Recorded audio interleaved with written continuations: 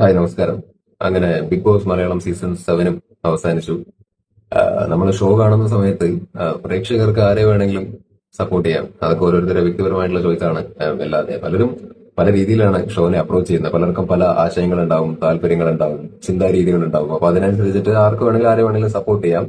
അതേപോലെ തന്നെ ആരെ വേണമെങ്കിലും വിമർശിക്കാം. അതായത് വിഷയത്തിനനുസരിച്ചിട്ട് അവനവന്റെ അഭിപ്രായം പറയാം, വിമർശിക്കുകയൊക്കെ ചെയ്യാം. അപ്പോ ഈ വിമർശിക്കാനാണെങ്കിലും സപ്പോർട്ട് ചെയ്യാനാണെന്നുണ്ടെങ്കിലും അതൊക്കെ ഹെൽത്തി ആയിട്ടുള്ള രീതിയിൽ ആവുകയാണെന്നുണ്ടെങ്കിൽ അതിനൊരു ഭംഗിയുണ്ടാവും. വ്യക്തിഹത്യ എന്നുള്ളൊരു രീതിയിലേക്ക് പോവാതിരിക്കാൻ വേണ്ടിയിട്ട് ശ്രമിക്കുക എന്നാണ് എനിക്ക് പറയാനുള്ളത്. നമ്മൾ ഒരു മര്യാദ കീപ്പ് ചെയ്യണം. ഇത് ഞാൻ പറയുന്ന സമയത്ത് ഒരു ഉപദേശമായിട്ട് നിങ്ങൾ വിചാരിക്കരുത്. ഉപദേശിക്കുകയല്ല, ഞാനൊരു റിയാലിറ്റി പറയുകയാണ്. ജെന്യുവൻ ആയിട്ട് എനിക്ക് ഫീൽ ചെയ്ത കാര്യം ഞാൻ പറയുകയാണ്. ഒരു മര്യാദ കീപ്പ് ചെയ്യുക, ഹെൽത്തി ആയിട്ടുള്ള ഒരു മൈൻഡ് സെറ്റ് കീപ്പ് ചെയ്യുക. അത് കീപ്പ് ചെയ്തുകൊണ്ട് തന്നെ ഈ ഷോയിനൊക്കെ അപ്രോച്ച് ചെയ്യുകയാണെന്നുണ്ടെങ്കിൽ ഒരു ഭംഗി ഉണ്ടാവും. ഇല്ലാന്നുണ്ടെങ്കിൽ മൊത്തത്തിൽ ഒരു ടോക്സിക് ആയിട്ടുള്ള വൈബായിരിക്കും. ഓൾറെഡി ഷോ ടോക്സിക് ആണ്. It's A fact. അപ്പോൾ പ്രേക്ഷകർ ഈ ഷോയിനെ അപ്രോച്ച് ചെയ്യുന്ന സമയത്തെങ്കിലും കുറച്ചൊന്ന് കൺട്രോൾഡ് ആയിട്ട്, ഇമോഷൻസ് ഒന്ന് കൺട്രോൾഡ് ആയിട്ട് പ്രകടിപ്പിക്കുകയാണെന്നുണ്ടെങ്കിൽ നന്നായിരിക്കും എന്ന് എനിക്ക് പലപ്പോഴും തോന്നിയിട്ടുണ്ട്. ബിക്കോസ് പലപ്പോഴും അത് വൾഗർ ആവാറുണ്ട്. എല്ലാവർക്കും ഫാൻസ് ഉണ്ടാവും, നല്ലതും ഉണ്ടാവും, ടോക്സിക് ആയിട്ടുള്ള ഫാൻസും ഉണ്ടാവും. അപ്പൊ ഇവര് മറ്റുള്ള കണ്ടസ്റ്റൻസിനെ അവിടെ നിന്നിട്ടും ഇവിടുന്ന് അങ്ങോട്ടും ഒക്കെ വ്യക്തിഹത്യ എന്നുള്ള ലെവലിൽ കണ്ടസ്റ്റൻസിനെയും അവരുടെ കുടുംബത്തിനെയും അല്ലെങ്കിൽ ഈ ഫാൻസുകാരുടെ ഇടയിൽ അങ്ങോട്ടും ഇങ്ങോട്ടുള്ള പരിപാടികളൊക്കെ പലപ്പോഴും കാണാറുണ്ട്. സോ അത് ഒരു അഭംഗിയുണ്ട് പലപ്പോഴും കാണുന്ന സമയത്ത്. വല്ലാത്തൊരു നെഗറ്റീവ് വൈബ് നല്ല രീതിയിൽ അടിക്കാറുണ്ട്. കമന്റ് ബോക്സ് ആണെങ്കിലും ഒക്കെ കാണുന്ന സമയത്ത് വല്ലാത്തൊരു ബുദ്ധിമുട്ട് പലപ്പോഴും തോന്നാറുണ്ട്. പിന്നെ ഷോ കഴിഞ്ഞതിന് ശേഷമാണെങ്കിലും നമ്മൾ പാലിക്കേണ്ട ഒരു കാര്യമുണ്ട്. ഇപ്പൊ ഞാനാണെങ്കിലും ഒക്കെ പല കണ്ടസ്റ്റൻസിനെയും സപ്പോർട്ട് ചെയ്തിട്ടുണ്ട്, അതേപോലെ തന്നെ വിമർശിച്ചിട്ടുണ്ട്, എല്ലാം ചെയ്തിട്ടുണ്ട്. അപ്പോൾ ഞാനിപ്പോഴും ഒരു ഹെൽത്തി ആയിട്ടുള്ള രീതി കീപ്പ് ചെയ്യാൻ വേണ്ടിയിട്ട് ശ്രമിക്കാറുണ്ട് പലപ്പോഴും. ഇപ്പൊ ഷോ കഴിഞ്ഞു കഴിഞ്ഞാൽ പിന്നെ വഴിക്ക് തിരിഞ്ഞു നോക്കാതിരിക്കാൻ വേണ്ടി ശ്രമിക്കുക എന്നുള്ളതാണ് എനിക്ക് പറയാനുള്ളത്. ഷോ കഴിഞ്ഞു. At the end of the day this A game show. അപ്പൊ ഗെയിം ഷോ കഴിയുന്ന സമയത്ത് കഴിഞ്ഞു. അതിനുശേഷം പിന്നെയും അതിന്റെ അകത്തുള്ള കണ്ടസ്റ്റൻസിനെ ചീത്ത വിളിക്കാൻ വേണ്ടി പോവുക, വ്യക്തിഹത്യ ചെയ്യാൻ വേണ്ടി ശ്രമിക്കുക. ഫേസ്ബുക്കിലും യൂട്യൂബിലൊക്കെ ഓരോ വീഡിയോ രൂപത്തിലാണെങ്കിലും അല്ലെങ്കിൽ പോസ്റ്റ് രൂപത്തിലാണെങ്കിലും അവരുടെ ഇൻബോക്സിൽ പോയിട്ടാണെന്നുണ്ടെങ്കിലും അവരെ ഹരാസ് ചെയ്യുക, ബുള്ളി ചെയ്യുക, തെറി വിളിക്കുക, ചീത്ത വിളിക്കുക, ഈ വക പരിപാടികളൊക്കെ ചെയ്യുന്നവരാണെങ്കിൽ ഒന്ന് ചിന്തിക്കുക. അത് ചെയ്യുന്നത് ശരിയല്ല എന്ന് ചിന്തിച്ചിട്ട് അതൊന്ന് അവസാനിപ്പിക്കാൻ വേണ്ടിയിട്ട് ശ്രമിക്കുകയാണെങ്കിൽ നന്നായിരിക്കും. കാരണം നമ്മളും മനുഷ്യന്മാരാണ്, അല്ലെ? നമ്മളും മനുഷ്യന്മാരാണ്, നമ്മളും ശ്വസിക്കുന്നുണ്ട്. അപ്പൊ നമ്മൾ മനുഷ്യന്മാരാ, അതിന്റെ അകത്തേക്ക് പോയിരിക്കുന്നവരും മനുഷ്യന്മാരാണ്. അപ്പോൾ ആ രീതിയിൽ വേണം അവരെയും കൺസിഡർ ചെയ്യാൻ നമ്മൾ. ഇപ്പോൾ വ്യക്തിഹത്യ എന്നുള്ള ലെവലിലേക്ക് അതിന്റെ അകത്ത് നിൽക്കുന്ന സമയത്ത് നമ്മൾ പോകേണ്ട കാര്യമില്ല. അവർ ഇറങ്ങിയതിന് ശേഷമാണെങ്കിലും അറ്റ്ലീസ്റ്റ് ഇറങ്ങിയതിന് ശേഷമെങ്കിലും നമ്മൾ അത്തരത്തിലുള്ള ലെവലിലേക്ക് പോകാതിരിക്കാൻ വേണ്ടിയിട്ട് ശ്രമിക്കണം. ബിക്കോസ് അവർക്കാണെങ്കിലും പുറത്ത് ഫാമിലി ഉണ്ട്, അതേപോലെ അവർക്കും ലൈഫുണ്ട്, ജോലി കാര്യങ്ങൾ, അത് ഇത് കരിയർ ഉണ്ട്. അപ്പൊ അവരെ ഒരു ഡിപ്രസ്ഡ് ആയിട്ടുള്ള സ്റ്റേജിലേക്ക് നമ്മൾ എത്തിക്കാൻ പാടില്ല. ചീത്തയെ തെറിയൊക്കെ വിളിച്ചിട്ട് നമ്മൾ അവരെ ആ സ്റ്റേജിലേക്ക് നമ്മൾ കാരണം ആ ഒരു ദുരന്തത്തിലേക്ക് പോകാൻ വേണ്ടിയിട്ട് പാടില്ല എന്നാണ് എനിക്ക് പറയാനുള്ളത്. സോ ഷോ കഴിഞ്ഞു, ഇനി വെറുതെ വിടുക എന്നാണ് എനിക്ക് പറയാനുള്ളത്. ഈവൻ ഞാനാണെങ്കിലും ഞാൻ സ്റ്റോപ്പ് ചെയ്യും. ഞാൻ ഇനി ഞാൻ വീഡിയോ ചെയ്യുന്ന സമയത്ത് എപ്പിസോഡിന്റെ അകത്ത് കണ്ട കാര്യങ്ങൾ, ആ കണ്ടസ്റ്റൻസിനെ വിമർശിക്കും അല്ലെങ്കിൽ സപ്പോർട്ട് ചെയ്യും, വിഷയം അനുസരിച്ച് സംസാരിക്കും. അതിന്റെ അകത്ത് നടന്നിട്ടുള്ള കാര്യങ്ങളെ കുറിച്ച് മിണ്ടെന്നല്ലാതെ ഞാൻ വേറെ അവരുടെ ലൈഫിൽ എന്ത് അല്ലെങ്കിൽ അതിൽ ഞാൻ കുത്തിപ്പോക്കാൻ വേണ്ടിയിട്ട് പോകാറൊന്നുമില്ല. പിന്നെ വിമർശിക്കുകയാണെന്നുണ്ടെങ്കിൽ നമ്മൾ തമാശ രൂപത്തിൽ എന്തെങ്കിലുമൊക്കെ പറയുന്നല്ലാതെ നമ്മൾ വ്യക്തിഹത്യ എന്നുള്ള ലെവലിലേക്ക് നമ്മൾ പോകാറില്ല. അതുകൊണ്ട് തന്നെയാണ് കോൺഫിഡന്റ് ആയിട്ട് ഇങ്ങനെ ഇരുന്നിട്ട് ഞാൻ സംസാരിക്കുന്നത്. സോ കീപ്പ് ചെയ്യുക മര്യാദ എന്ന് പറയുന്ന ഒരു സംഭവം. പിന്നെ എന്താണ് പറയാനുള്ളത്? ശരിയാണ്, നമ്മളിത് പറഞ്ഞുകൊണ്ട് കൺട്രോൾ ചെയ്യാനൊന്നും പറ്റില്ല. ബിക്കോസ് ഇത് 7ാമത്തെ സീസണായി. ഇപ്പൊ ഞാൻ ഞാൻ വലിയ പുണ്യാളായിട്ട് പറയുന്നല്ല കേട്ടോ. രണ്ടാമത്തെ സീസണിൽ ഞാൻ വീഡിയോ ചെയ്ത സമയത്ത് യൂട്യൂബിലായിരുന്നില്ല, FBയിൽ മറ്റൊരു പേജിലാണ് ഞാൻ ചെയ്യുന്നുണ്ടായിരുന്നത്. അപ്പൊ ആ സമയത്തൊക്കെ ഞാൻ വീഡിയോസ് ചെയ്യുന്ന സമയത്ത് ഇപ്പൊ സംസാരിക്കുന്ന പോലെ ഒന്നുമല്ല സംസാരിച്ചിട്ടുണ്ടായിരുന്നു. ആ സമയത്ത് ഞാൻ ഭയങ്കര കളിയാക്കലും അല്ലെങ്കിൽ എക്സ്ട്രീം ആയിട്ടായിരിക്കും ഞാൻ വിമർശിക്കുക. അപ്പോൾ വന്ന് തെറിയൊന്നും വിളിക്കുകയായിരുന്നില്ല, പക്ഷെ എക്സ്ട്രീം ആയിട്ട് കളിയാക്കലും കാര്യങ്ങളൊക്കെ അങ്ങനെ ഒരു പോഞ്ഞാട്ട പരിപാടി എനിക്ക് ആക്ച്വലി ഉണ്ടായിരുന്നു. ഞാൻ ചെയ്തിട്ടുണ്ട് അത്. ആ സമയത്ത് എനിക്ക് ഭയങ്കരമായിട്ട് കൈയടി കിട്ടുമായിരുന്നു. എന്റെ വീഡിയോ ആ സമയത്ത് ആ ഗ്രൂപ്പിലുള്ളവരൊക്കെ എൻജോയ് ചെയ്തിരുന്നു. അപ്പൊ അതൊരു ലഹരിയായി മാറി. ആൾക്കാർ അപ്രീഷിയേറ്റ് ചെയ്യുമ്പോൾ ഒരു ലഹരി. പക്ഷെ അന്ന് ചെയ്തത് ഞാൻ വളരെ വലിയൊരു തെറ്റാണെന്ന് തോന്നി മനസ്സിലാക്കി. ഭയങ്കരമായിട്ട് ഞാൻ റിഗ്രറ്റ് ചെയ്തിട്ടുണ്ട് അന്ന് ചെയ്തിട്ട്. കാരണം പിന്നെ എനിക്ക് ആലോചിക്കുമ്പോൾ എനിക്ക് എന്റെ വ്യക്തിത്വത്തോട് തന്നെ ഒരു കുറ്റം തോന്നാൻ തുടങ്ങി. കാരണം വേദനിപ്പിക്കുകയല്ലേ ചെയ്തിരിക്കുന്നത്, മറ്റു കണ്ടസ്റ്റൻസിനെ വേദനിപ്പിക്കുന്ന രീതിയിലാണ് സംസാരിക്കുന്നത്. അപ്പോൾ ഓവറായിട്ട് നമ്മൾ ചെയ്യുന്ന സമയത്ത് അത് അങ്ങനെ ചെയ്തിട്ടാണല്ലോ ദൈവമേ ഞാൻ എന്താ പറയുക റീച്ച് ഉണ്ടാക്കിയത്, അല്ലെങ്കിൽ അങ്ങനെ തോന്നി പോകുന്നുണ്ട്. അപ്പൊ അതോടുകൂടി ഞാൻ പരിപാടി നിർത്തിയതാണ്. സെക്കൻഡ് സീസൺ ഞാൻ ചെയ്തു, ഞാൻ ആ രീതി അങ്ങനെ മാറ്റി. പിന്നെ 3rd സീസൺ ആണെങ്കിലും 4th സീസൺ ആണെങ്കിലും 5th സീസൺ ആണെങ്കിലും ഓഫ് കോഴ്സ് ജെനുവിൻലി അഭിപ്രായങ്ങൾ പറയും. പക്ഷെ അതിന്റെ മേളിലേക്ക് ഇത് ഇമോഷണലി ഭയങ്കരമായിട്ട് എടുത്തിട്ട് ആം, ഞാൻ ഒരു വ്യക്തിഹത്യ അല്ലെങ്കിൽ ഓവറായിട്ട് ഒരാളെ കളിയാക്കുക എന്നുള്ള ലെവലിലേക്ക് ഞാൻ പോവാറില്ല. അത് ഞാൻ തേർഡ് സീസൺ തൊട്ടിട്ട് ഇപ്പൊ 7th സീസൺ വരെ എന്താ പറയാ കീപ്പ് ചെയ്യുന്ന ഒരു കാര്യമാണത്. അപ്പോ എന്റെ ഭാഗത്ത് തെറ്റുകൾ പറ്റിയിട്ടുണ്ട് അന്നത്തെ കാലത്തൊക്കെ. അപ്പൊ ഞാനിപ്പോ ഓപ്പൺ ആയിട്ട് അത് പറയുകയാണ് കേട്ടോ. ഞാൻ തിരുത്തിയ സ്ഥിതിക്ക് ഞാൻ അത് ഓപ്പൺ ആയിട്ട് ഇപ്പൊ പറയാൻ വേണ്ടിയിട്ട് ഒരു ഇത് കാണിക്കുകയാണ്. അപ്പൊ എനിക്ക് എല്ലാവരോടും അതാ പറയാനുള്ളത്. നമ്മള് അവരെ മനുഷ്യന്മാരായിട്ട് കൂട്ടുക. അവർക്കും ഫാമിലി ഉണ്ട്. നമ്മൾ ഓരോ പറയും കമന്റ് ചെയ്യും ചെയ്യുന്നതിനൊക്കെ അനുസരിച്ചിട്ട് അവരുടെ ഫാമിലിയും ഇതൊക്കെ ബാധിക്കപ്പെടുന്ന കാര്യമാണ്. അപ്പോ ശരിയാണ്, ഞാൻ കഴിഞ്ഞൊരു വീഡിയോന്റെ അകത്ത് പറഞ്ഞിരുന്നു കണ്ടസ്റ്റൻസ് അതിന്റെ അകത്തേക്ക് പോകുന്നതിന് മുമ്പ് 1008 തവണ ചിന്തിക്കണം. അതിന്റെ അകത്ത് പോയി കഴിഞ്ഞാൽ ഈ പറഞ്ഞ തെറിവിളിയും കാര്യങ്ങളൊക്കെ കേൾക്കുന്ന സമയത്ത് എനിക്കിത് പുറത്തിറങ്ങിയാൽ ഫേസ് ചെയ്യാൻ വേണ്ടിയിട്ട് പറ്റും, എനിക്ക് ബലമുണ്ട്, ഞാൻ അവിടെ വീണ് പോയില്ല എന്നുള്ളൊരു ഉറപ്പുണ്ടെങ്കിൽ മാത്രം, ഇത് ഫേസ് ചെയ്യാൻ വേണ്ടി പറ്റുന്നുണ്ടെങ്കിൽ മാത്രം പോയാൽ മതി. ഇല്ലെങ്കിൽ പോയിട്ട് വന്നിട്ട് പിന്നെ അവസാനം എന്നെ അങ്ങനെ പറഞ്ഞ് കരഞ്ഞിട്ട് കാര്യമില്ല എന്നൊക്കെ പറഞ്ഞിട്ട് ഞാൻ വീഡിയോ ചെയ്തിട്ടുണ്ടായിരുന്നു. ഞാൻ ആ പറഞ്ഞത് ഒരു റിയാലിറ്റി തന്നെയാണ്. എനിക്ക് എന്റെ ആ നിലപാടിന് യാതൊരു മാറ്റവും. ബിക്കോസ് അത് എന്താ പറയാ, നമ്മൾ എത്രയൊക്കെ ഇത് ചെയ്യരുത് എന്ന് പറഞ്ഞു കഴിഞ്ഞാലും അടുത്ത സീസണൊക്കെ വരുന്ന സമയത്ത് വീണ്ടും ആൾക്കാർ ഈ പറഞ്ഞ സൈബർ അറ്റാക്കും അല്ലെങ്കിൽ ഈ പറയുന്ന ടോക്സിക് ആയിട്ടുള്ള രീതിയിൽ ഷോനെ അപ്രോച്ച് ചെയ്യാന്ന് പറയുന്ന പരിപാടി ഇത് തുടർന്നുകൊണ്ടേയിരിക്കും. അപ്പൊ അത് നമുക്ക് കൺട്രോൾ ചെയ്യാൻ വേണ്ടി പറ്റില്ല. കണ്ടസ്റ്റൻസിന് പോകുന്ന സമയത്ത് ഇതൊക്കെ ഒന്ന് ഉറപ്പുവരുത്തി മൾട്ടിപ്പിൾ ടൈംസ് ഒന്ന് ചിന്തിച്ചതിന് ശേഷം മാത്രം ഇതിനകത്തേക്ക് പോവുക എന്നുള്ളതാണ്. ബിക്കോസ് അതിന്റെ അകത്ത് പോയി ഇറങ്ങുന്ന സമയത്ത് നെഗറ്റീവ് ആവുമോ പോസിറ്റീവ് ആവുമോ എന്നുള്ളതൊന്നും പറയാൻ പറ്റില്ല. പോസിറ്റീവ് ആയ സുഖം, നെഗറ്റീവ് ആയി കഴിഞ്ഞു കഴിഞ്ഞാൽ കുറച്ച് നാളത്തേക്ക് ഡിപ്രഷനും അല്ലെങ്കിൽ വല്ലാത്തൊരു ഗതികെട്ട മാനസികാവസ്ഥയിലൂടെ സഞ്ചരിക്കേണ്ടി വരും എന്നുള്ളൊരു കാര്യം എല്ലാവരും മനസ്സിലാക്കുക. അപ്പോൾ എനിക്ക് വീണ്ടും പറയാനുള്ളത് പ്രേക്ഷകരോട് തന്നെയാണ്, ഇമോഷണലി എടുക്കാതിരിക്കുന്നതാണ് നല്ലത്. നമുക്ക് ഫേവറേറ്റ്സ് ഉണ്ടാവുകയായിരിക്കും പല അങ്ങനെയല്ലേ ഷോ. പല ആശയങ്ങളുള്ള ആൾക്കാര്, വ്യത്യസ്തമായ ചിന്തകളുള്ള ആൾക്കാര്, അല്ലെങ്കിൽ പല സ്ഥലത്തു നിന്നുള്ള ആൾക്കാര്, പല എന്താ പറയാ ജോലി ചെയ്യുന്ന ആൾക്കാര് ഒക്കെയാണ് ആ ഷോന്റെ അകത്തേക്ക് വരുന്നത്. അപ്പോ ഒരു സൊസൈറ്റിയിലുള്ള പല ആൾക്കാരുടെ കുറച്ച് പേര് അതിന്റെ അകത്ത് വന്ന് ഇരിക്കുന്നു എന്നുള്ളതാണ്. അപ്പൊ അതിനനുസരിച്ച് ഷോ കാണുന്ന സമയത്താണെങ്കിലും ആൾക്കാർക്ക് ചില ആൾക്കാരായിട്ട് കണക്ട് ആവും, അല്ലെങ്കിൽ ചില ആൾക്കാരോട് ഒരു താല്പര്യക്കുറവ് വരും. ഇതെല്ലാം എന്താ പറയാ ഓർഗാനിക് ഉണ്ടാവുന്ന കാര്യമാണ്. ബട്ട് നമ്മൾ എപ്പോഴും ബുദ്ധി കൊണ്ട് ചിന്തിക്കേണ്ടത് എന്താണെന്ന് വെച്ച് കഴിഞ്ഞാൽ ഇത് വെറും ഗെയിം ഷോ ആണ്. നമ്മൾ ഇത് ഇമോഷണലി ഇതിനെ തലയ്ക്കകത്തേക്ക് എടുത്ത് വെച്ച് കഴിഞ്ഞു കഴിഞ്ഞാൽ നമ്മുടെ സമയവും പോക്കാണ്. നമ്മുടെ മാനസിക അവസ്ഥ എന്ന് പറയുന്നത് കുറച്ച് ടോക്സിക് ആയിട്ടുള്ള ലെവലിലേക്ക് എത്തും എന്നുള്ളത് മനസ്സിലാക്കിയതിനു ശേഷം മാത്രം ഷോ കാണുക പോലും ചെയ്യാന്നാണ് എനിക്ക് പറയാനുള്ളത്. കാരണം ഇല്ലെങ്കിൽ ബോറാവുന്നേ. മനുഷ്യന്മാരുടെ മനസ്സും വെച്ചിട്ടുള്ള കളി അതൊക്കെ. അപ്പോ നമ്മളത് മനസ്സിലാക്കി നിന്ന ഇപ്പൊ ഞാനൊക്കെ ഇമോഷണലി, ഞാൻ പറഞ്ഞല്ലോ ഞാനൊക്കെ ഇമോഷണലി ആയിരുന്നു സെക്കൻഡ് സീസണൊക്കെ റിവ്യൂ ചെയ്തിട്ടുണ്ടായിരുന്നു. ബട്ട് ആ പരിപാടി നിർത്തി. ഞാനിപ്പോ ആ രീതിയിൽ അപ്രോച്ച് ചെയ്യാൻ വേണ്ടി ശ്രമിക്കുന്നില്ല. ഷോ കാണും. ഇപ്പൊ ഫോർ എക്സാമ്പിൾ ഞാൻ ഓപ്പൺ ആയിട്ട് പറയാം, ഈ സീസണിന്റെ അകത്ത് എനിക്ക് പേഴ്സണലി എന്റെ ഫേവറേറ്റ് കണ്ടസ്റ്റന്റ് എന്ന് പറയുന്നത് അനീഷാണ്. പല വീഡിയോയിലും ഞാൻ പറഞ്ഞിട്ടുണ്ട്, അയാൾ വലിയ ടോക്സിക് ആയിട്ടുള്ള ഒരാളോ അല്ലെങ്കിൽ ആരെയും എന്താ പറയാ അതിന്റെ അകത്ത് അങ്ങനെ ആരെയും വേദനിപ്പിച്ച് ഗെയിം കളിച്ച ഒരാളോ ഒന്നും അല്ല. അയാളുടെ ഐഡന്റിറ്റിയും കാര്യങ്ങളൊക്കെ വെച്ച് അയാൾ വളരെ ശാന്തമായിട്ടൊക്കെ നിന്ന് അങ്ങനെ പോയ ഒരാളാണ്. അപ്പോൾ എനിക്ക് അയാളെ ഭയങ്കര ഇഷ്ടമാണ്. ഞാൻ ഓപ്പൺ ആയിട്ട് പറയാം, എന്റെ ഫേവറേറ്റ് കണ്ടസ്റ്റന്റ് അനീഷാണ്. അനീഷ് പഠിക്കണം എന്നാണ് ഞാൻ ആഗ്രഹിക്കുന്നത്. അപ്പം അങ്ങനെ എന്റെ ഫേവറേറ്റ് കണ്ടസ്റ്റന്റ് അനീഷാണ് എന്ന് കരുതിയിട്ട് ഞാൻ എന്താ പറയാ ഇമോഷണലി ഇതിനെ അങ്ങ് കണ്ട് എന്താണ് അയാളെ എല്ലാ കാര്യത്തിനും ന്യായീകരിച്ചുകൊണ്ടിരിക്കുക എന്ന് പറയുന്ന പരിപാടി ഞാൻ ചെയ്തിട്ടില്ല. അയാളുടെ ഭാഗത്തുനിന്ന് തെറ്റുകുറ്റങ്ങളും കാര്യങ്ങളൊക്കെ ഉണ്ടാകുന്ന സമയത്ത് അത് ചെറുതാണെങ്കിലും വലുതാണെങ്കിലും ഞാൻ അത് ചൂണ്ടിക്കാണിക്കുകയും സംസാരിക്കുകയും ചെയ്തിട്ടുണ്ട്. അപ്പൊ ഞാൻ പറഞ്ഞു വന്നതിന്റെ അർത്ഥം എന്താണെന്ന് വെച്ച് കഴിഞ്ഞാൽ നമുക്ക് ഇത് ന്യൂട്രലായിട്ട് ഇതിനെ അപ്രോച്ച് ചെയ്യുക എന്ന് പറയുന്ന പരിപാടിയാണ് നല്ലത്. ന്യൂട്രലായിട്ട് ആരെയും തലയിൽ കയറ്റിയിട്ട് വല്ലാതെ വെക്കേണ്ടയും കാര്യമില്ല. അതേപോലെ തന്നെ ആരെയും 24 മണിക്കൂർ ഷോ തീരുന്നവരെ വിമർശിച്ചുകൊണ്ടിരിക്കേണ്ട കാര്യമില്ല. ന്യൂട്രലായിട്ട് കാണുക. അവര് മനുഷ്യന്മാരാണെന്നുള്ള രീതിയിൽ നമ്മൾ വിചാരിക്കുക. നമ്മള് ആ രീതിയിൽ കണ്ടു കഴിഞ്ഞു കഴിഞ്ഞാൽ ഇത് പകുതി മുക്ക പ്രശ്നങ്ങളും തീരും. മനസ്സിലായി? നമ്മളിത് ഇമോഷണലി എടുക്കുന്ന സമയത്താണ് നമ്മൾ ഇഷ്ടപ്പെട്ട മനുഷ്യനെ അങ്ങനെ പറഞ്ഞു മറ്റത് പറഞ്ഞു ഇങ്ങനെ ചിന്തിക്കുമ്പോഴല്ലോ നമ്മൾ എക്സോസ്റ്റഡ് ആയി പോകും. എന്നാൽ നമ്മൾ ഇതിരുന്ന് ചിന്തിക്കുമ്പോഴോ നമ്മളിത് പറയുമ്പോഴോ നമുക്ക് വല്ല പ്രയോജനം ഉണ്ടോ എന്ന് നോക്കുകയാണെങ്കിൽ അതുമില്ല. കുറെ ടൈം വേസ്റ്റ് ആണ്, എനർജി വേസ്റ്റ് ആണ്, മാനസികമായിട്ട് കുറെ ബുദ്ധിമുട്ടുകൾ. അപ്പൊ മൊത്തത്തിൽ നമുക്ക് നേട്ടമൊന്നും ഇല്ല എന്നുള്ളൊരു റിയാലിറ്റിയാണ് ഫസ്റ്റ് മനസ്സിലാക്കേണ്ടത്. അപ്പൊ ഈ ഇത്തരത്തിലുള്ള റിയാലിറ്റികളൊക്കെ മനസ്സിലാക്കിയിട്ട് ഈ ഷോനെ അപ്രോച്ച് ചെയ്യുകയാണെങ്കിൽ തന്നെ നമ്മുടെ ടോക്സിക് ആയിട്ടുള്ള ചിന്താഗതി ഒന്ന് കുറഞ്ഞു കിട്ടും. നമ്മൾ തെറി വിളിക്കാനോ സൈബർ അറ്റാക്കോ ചെയ്യാനുള്ള ചിന്തയെ ഒന്ന് കുറച്ചെടുക്കാൻ വേണ്ടിയിട്ട് പറ്റും. നമ്മൾ ന്യൂട്രൽ ആയിട്ട് ഈ ഷോവിനെ ഇമോഷണൽ അല്ലാതെ അപ്രോച്ച് ചെയ്യുകയാണെന്നുണ്ടെങ്കിൽ നമുക്കത് സാധിക്കും. അങ്ങനെ ഒന്ന് എന്താ പറയുക ഒരു മിതമായിട്ടുള്ള രീതിയിൽ ഇതിനെ കാണാനും ഒക്കെ നമ്മളെ കൊണ്ട് സാധിക്കും എന്നാണ് എനിക്ക് പറയാനുള്ളത്. മനസ്സിലായ? പിന്നെ നമുക്ക് ഇതിന്റെ അകത്ത് ആരും വ്യക്തിപരമായിട്ടൊന്നും അറിയില്ല. ഫസ്റ്റ് അത് മനസ്സിലാക്കേണ്ടത് അതാണ്. പലരെയും നമുക്ക് ഇതിന്റെ അകത്ത് വന്നതിന് ശേഷമാണ് അറിയുന്നത്. അപ്പോ നമുക്ക് വ്യക്തിപരമായിട്ട് അറിയാത്തതുകൊണ്ട് തന്നെ ആരെയും ഭയങ്കരമായിട്ട് ഇതിന്റെ അകത്ത് കണ്ടസ്റ്റന്റ് ആയിട്ട് കാണാൻ, കണ്ടസ്റ്റൻസ് എല്ലാവരും ആരും പുണ്യാളന്മാരോ അല്ലെങ്കിൽ ആരും പെർഫെക്റ്റോ അല്ലെങ്കിൽ എല്ലാവരും ക്രൂരന്മാരോ അങ്ങനെയൊന്നും അല്ല.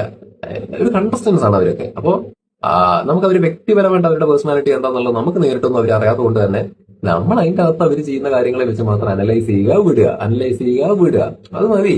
വിഷയത്തിനനുസരിച്ചിട്ട് കാര്യങ്ങളെ അപ്രോച്ച് ചെയ്യുക, വിഷയത്തിനനുസരിച്ചിട്ട് അഭിപ്രായം പറയുക, വിടുക. അതാണ് നല്ലത്.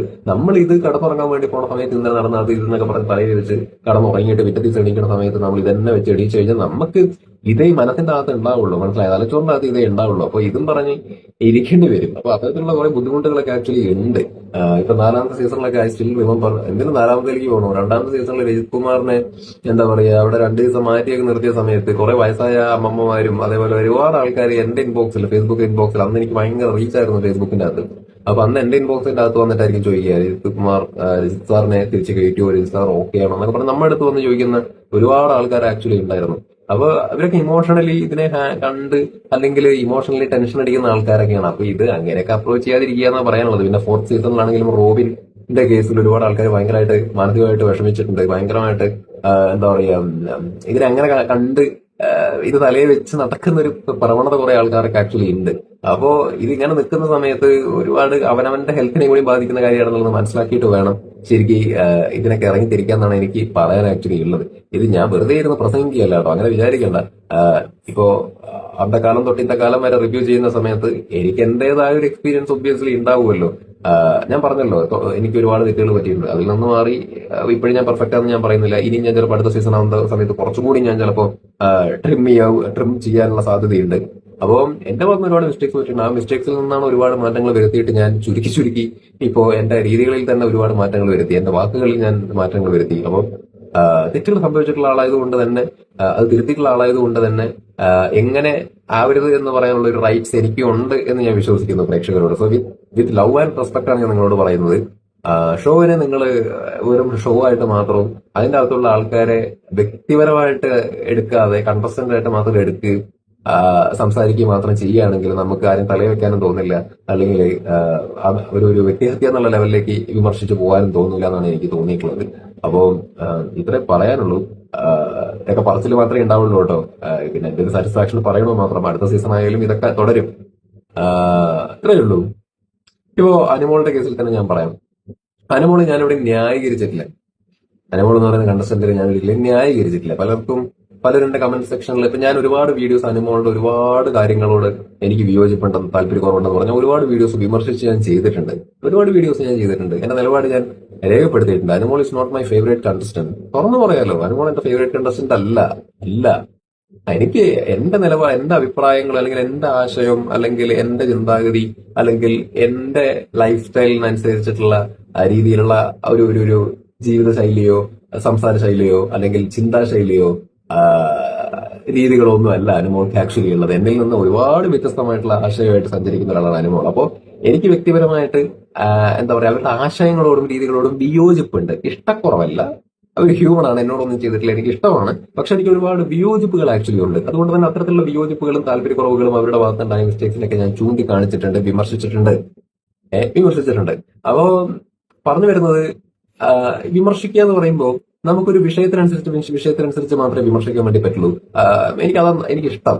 അല്ലാതെ നമുക്കിപ്പോ ഒരാളോട് താല്പര്യക്കുറവ് വന്നു എന്നുള്ളൊരു കാരണം കൊണ്ട് ഷോ കഴിയുന്നവരെ നമുക്ക് അവരെയും ചീത്ത വിളിച്ച് തെറിയും വിളിച്ച് കുപ്പിക്കൊണ്ടിരിക്കാൻ വേണ്ടിയിട്ട് പറ്റില്ല. അല്ലെങ്കിൽ അങ്ങനെ ചെയ്യണ ശരിയല്ല എന്നുള്ളൊരു തോന്നൽ എനിക്കുണ്ട്. കാരണം ഷോ തീരുന്നവരെ നമുക്ക് ആ വ്യക്തിയുടെ ആശയങ്ങളോട് നല്ല വിയോജിപ്പുണ്ടെന്ന് പറഞ്ഞിട്ട് നമ്മൾ ആ വിഷയങ്ങളെ വരുമ്പോൾ വിമർശിക്കുക എന്നുള്ളതിനെക്കാട്ടിലുപരി നമ്മൾ എല്ലാ ദിവസവും അല്ലെങ്കിൽ ഷോ തീരുന്നവരെ അവർ വിമർശിച്ചുകൊണ്ടിരിക്കുന്ന സാഹചര്യത്തിലേക്ക് പോയി കഴിഞ്ഞാൽ അതൊരു വിമർശനം അല്ലാതായി മാറും.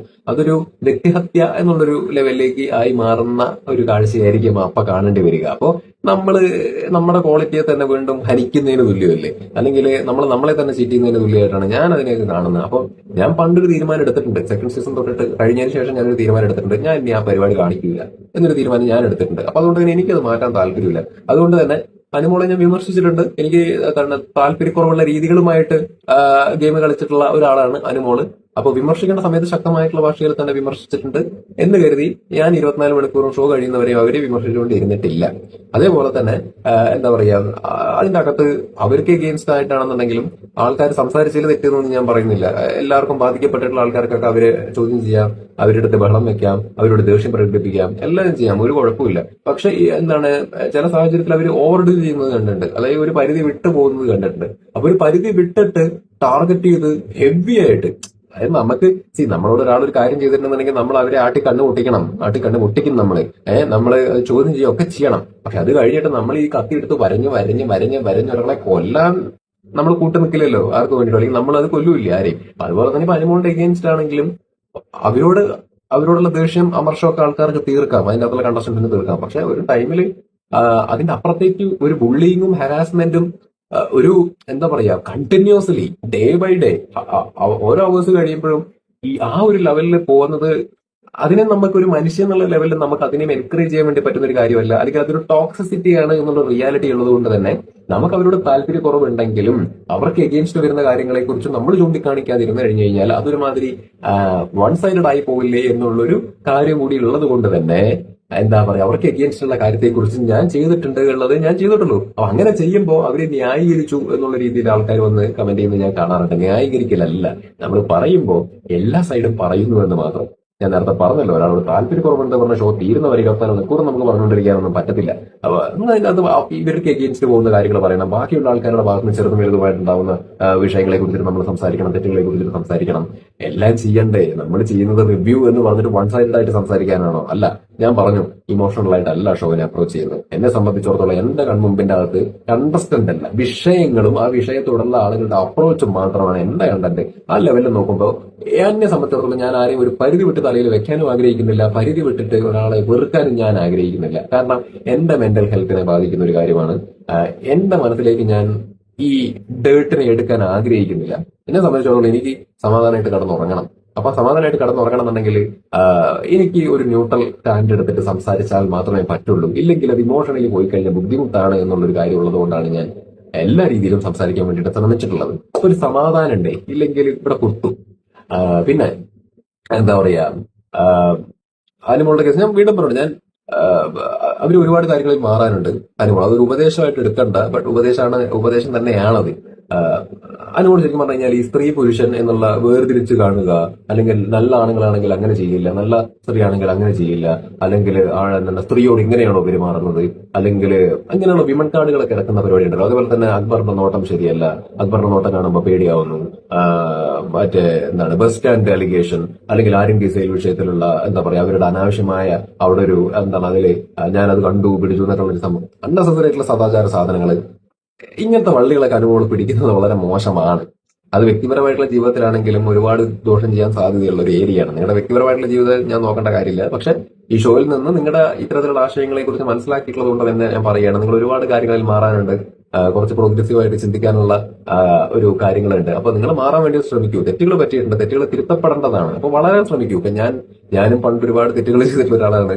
എന്റെ ചിന്താഗതികളും കുറച്ച് ഇടുങ്ങിയ ചിന്താഗതികളൊക്കെ ആയിരുന്നു. പക്ഷെ ആളുകളായിട്ട് ഇന്ററാക്ട് ചെയ്യലും കുറെ കാര്യങ്ങൾ മനസ്സിലാക്കലും ഒക്കെ ആയപ്പോൾ ഞാനും കുറെയൊക്കെ അങ്ങനെ മാറിയതാണ്. അപ്പോൾ അനുമോളുടെ കേസിലെ തെറ്റുകൾ തിരുത്താൻ വേണ്ടിയിട്ട് ശ്രമിക്കുക. അപ്പൊ ഈ ഷോയിന്റെ അകത്തേക്ക് വന്നിട്ട് വെറുതെ പോവുക എന്നുള്ളതല്ലല്ലോ.